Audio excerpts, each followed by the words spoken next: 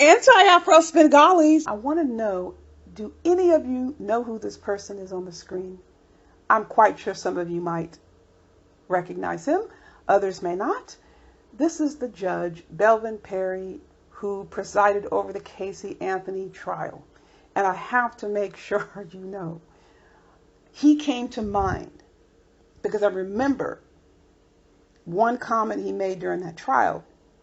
At one point during the trial, I don't remember who was accusing who of springing a witness and this is improper impeachment or whatever. So he had to say, listen, if you're saying this is sprung on you, there's some things that you can do. And he made the statement, you might consider listening to my suggestions because I've tried a couple of cases. And the way he said it, I mean, it was like gold. Obviously, as a judge, he's tried many cases, but those who know anything about his history know he has tried some of Florida's most notorious cases as a prosecutor, and he has prevailed. So that was kind of like humor. People laughed. So I am saying pretty much the same thing. Before I get into what I'm telling you, I've been licensed for how many years? I think it was 14. So yes, I've billed a couple of times. Let me also tell you, I've tried out different ways of billing because billing can be very time consuming. I have manually filled out my own billing because remember, things have changed over the last 14 years. I have submitted things electronically online. I have set up systems with certain programs. I have hired people to completely take over billing.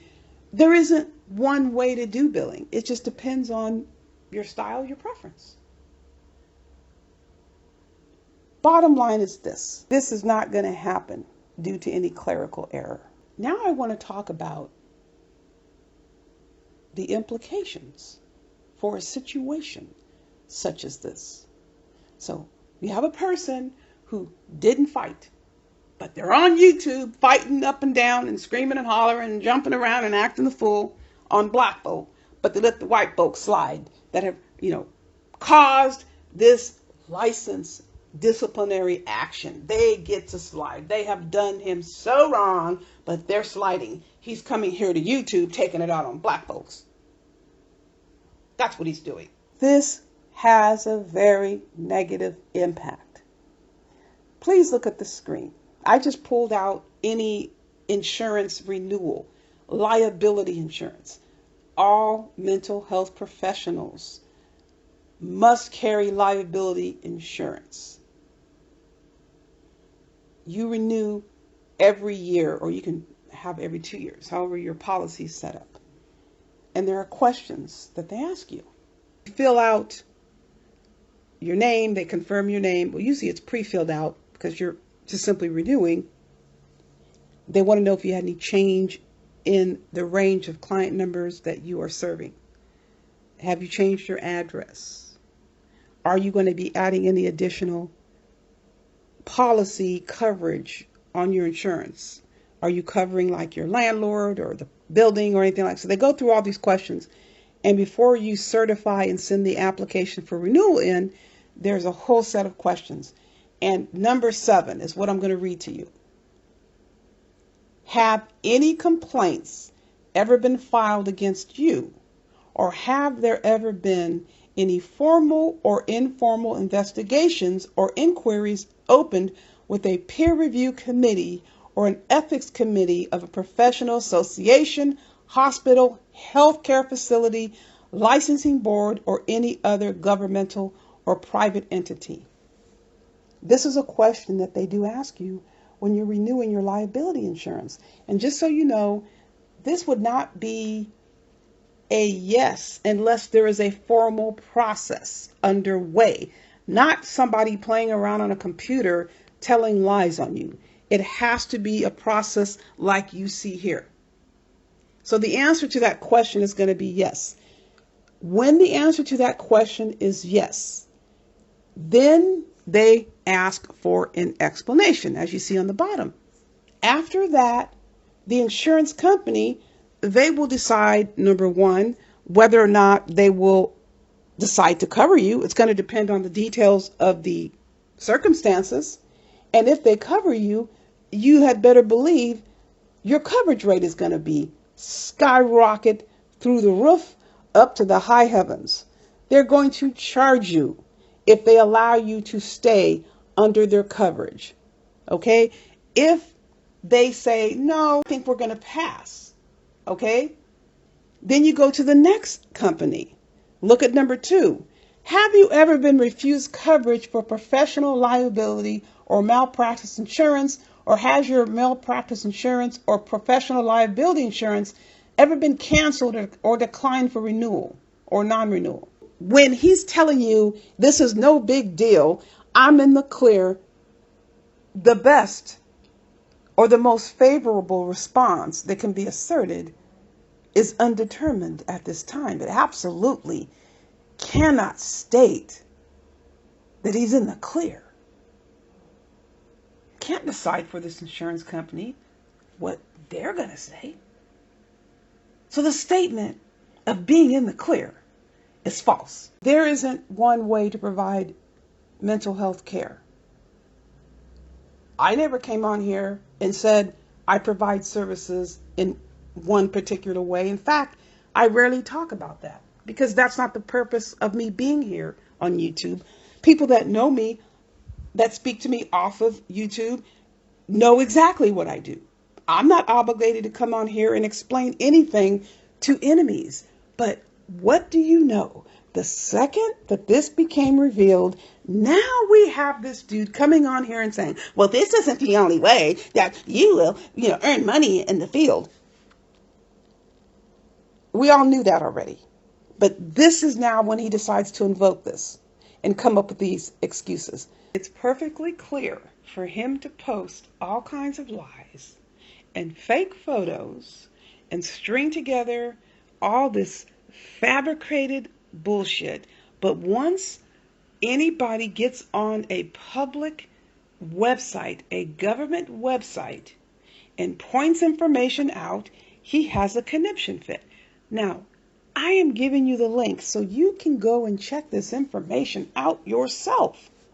Here are the facts. And just so you know, he's going to come on here and say, I'm lying. Tell it to the state of Texas that their websites are all messed up and the state of Texas is lying on him. Let him tell it to the government. If you go to the links, it states very clearly that he had this business, and the link to the business that he posted a video advertisement, which is still up. What the heck does this fool want from us when he has all this information posted on social media and the state of Texas has all this information posted on his public website? He comes in here hollering and screaming as if we're making up lies. It says this agency was created in 2008. There were 4 people there. 3, I guess, therapists who were listed as members.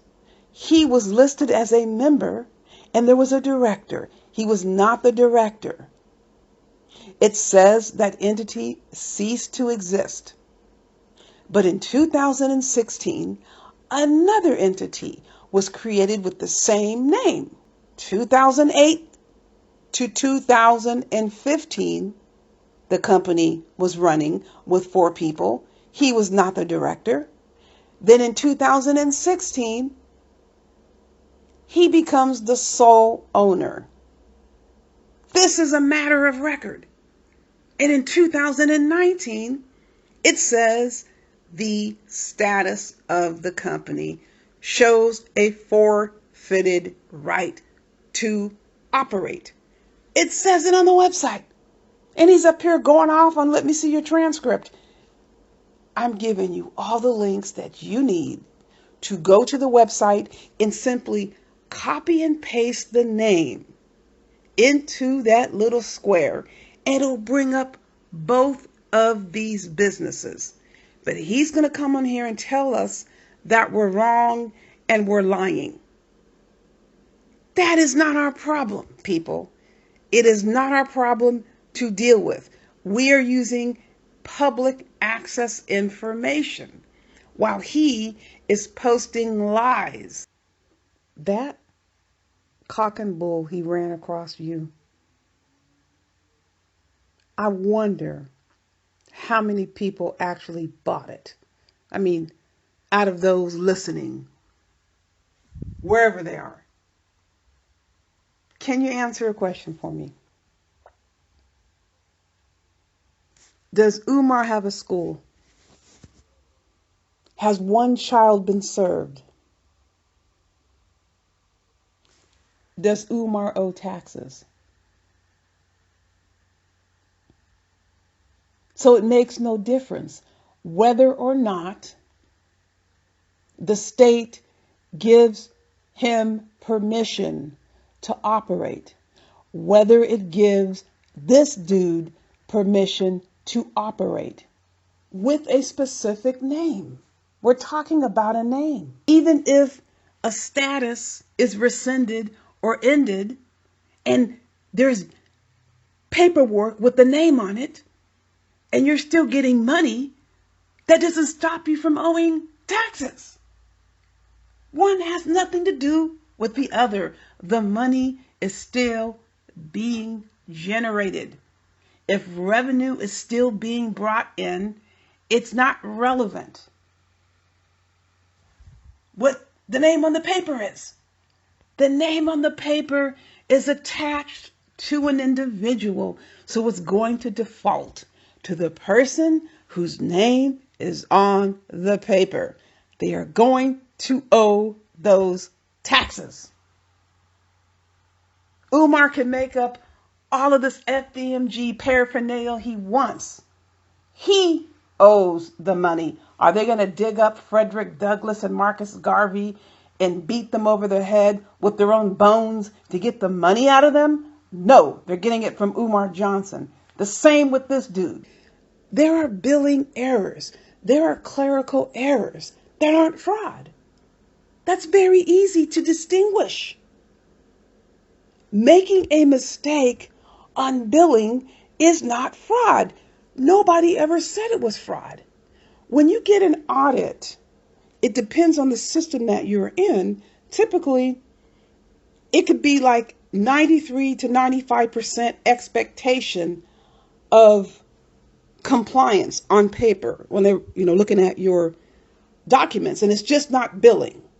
As you saw in that disciplinary document, here's on the screen, they go through progress notes, they go through case plans, they check every nook and cranny of your files. It's just not about billing. And it all has to match up with electronic records in your files. If it doesn't match up in a few spots, it's not a problem. People are human. You make mistakes. But there are some things they can tell when there is an issue. And if that standard is obviously very clearly evident, they are the ones who get to determine that this is fraudulent and it needs to be reported to the authorities. Trust me, people, this was not a clerical error, or it would not have been reported. Now, if a person says this was a clerical error, wouldn't they be fighting tooth and nail to prove it was a clerical error? If this was the fault of someone else, why would you take that blow? If you want to blame it on a clinical director, who, by the way, is a licensed individual. Clinical directors, let me make it very clear, are licensed individuals. So you mean to tell me there's a clinical director who messed up a program that caused this person to suffer disciplinary action, And like, let me see your transcript. Contributors made extremely clear. This is on the permanent record. You're not going to fight tooth and nail to hold that person at the very least duly accountable. That person gets to slide while this person that's complaining and whining and crying suffers disciplinary action. Are you really serious? This is a person up here on YouTube throwing conniption fits, pitching all types of fits, attacking everybody under the sun for God knows what next, for having a freaking right to express an opinion, but he will not take on the clinical director who he says messed up the billing. What is wrong with this picture? I'll tell you what's wrong with this picture. This is a lie. That is wrong with this picture. This person is coming for people who dare to give an opinion, but they won't go for the person who he says messed up his practice to the point he had to shut it down. I got another surprise for you. This person is working at another agency. I looked up this person's license, and this person has no disciplinary infractions. What is wrong with this picture? You mean to tell me this person who's up here going ballistic on everybody is going to let this person slide, and we're just up here giving an opinion? And we're not even, quote, involved with the actual situation. Oh, are you going to sit here and believe that malarkey? Fighting tooth and nail. You can prove that someone messed up your practice and you're taking a hit for that. You can believe that if you want to. There is no way in hell I'm falling for that. Now, let's go on to billing with someone else's national provider ID. You have to make sure you listen to me on this one. When all of these policies are instituted, and this is why I thank God every single day for my mentors who brought me up in the profession. And let me tell you one thing, it was not an easy road. They take you through the path of having to face a lot of things about yourself. Very difficult times. The learning process is not always smooth. Very uncomfortable at times, but it's invaluable if you're willing to learn and listen. And about the billing processes, listening, you can learn a lesson. The same thing with this industry. They don't just roll out these changes to this profession. So many of these regulations are rolled out 5 and 6 years in advance in stages. Same thing goes for the National Provider ID. And the reason they did that is to help distinguish who people are so they can get rid of using social security numbers to help track fraud quicker. It was a mess, people. A full-blown mess. We had to go through all of this training. We had to go through so much to get registered and making sure all the codes are correct. It's not just a matter of just plugging in a number, and the training that went along with it, and the protections in place on how, not just the number itself is not confidential, but the process by which you would guard against somebody billing with your number. There is a way that you are able to protect against that, because the billing isn't just about filling out a form. There are other numbers you have to put on that document. How would people know about the other numbers? If you're going to fill out a form for an insurance company, Okay, yes, the NPI number is there, but there are other numbers that have to be filled out. There's other information that is unique to the therapist that go on that form. How is somebody else going to have that information unless you're working in the same office? It is not going to be possible to just have a missed number and then you bill under someone else's NPI number. That is not possible, people. That is not possible. Now, what we don't have are the specific details through which this all came about. Again, if this is a clerical error, wouldn't you be fighting tooth and nail with this fancy lawyer to bring that into the forefront? Because I have seen situations where, say, someone is disciplined, whether it's a doctor, nurse, therapist, and the billing staff made a mistake and they were not properly supervised. I have seen disciplinary reports where they have cited the negligence of the therapist. It is not saying that the therapist was negligent and allowed the staff member to bill. Then we have seen other situations where the therapist, we're coming straight back to mental health, was diligent, but you had a crooked ass billing person. You did your due diligence, but you had a crook working for you. You're not liable for that. It's an investigation. It's just not opening up a book and looking in a book and closing it and accusing someone. It's an investigation process. That's what I want everyone to recognize. It's not a 5-minute process by which there is an allegation and then someone gets disciplined. There is information that they reviewed and they determined that the respondent engaged in this behavior. It says nothing about a clinical director. It says nothing about office staff. Are you serious, people?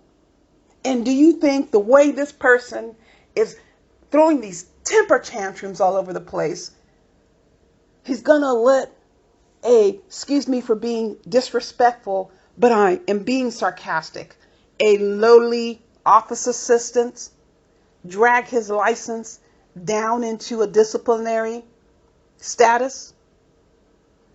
He's Mr. Big Stuff, Mr. Boss, right?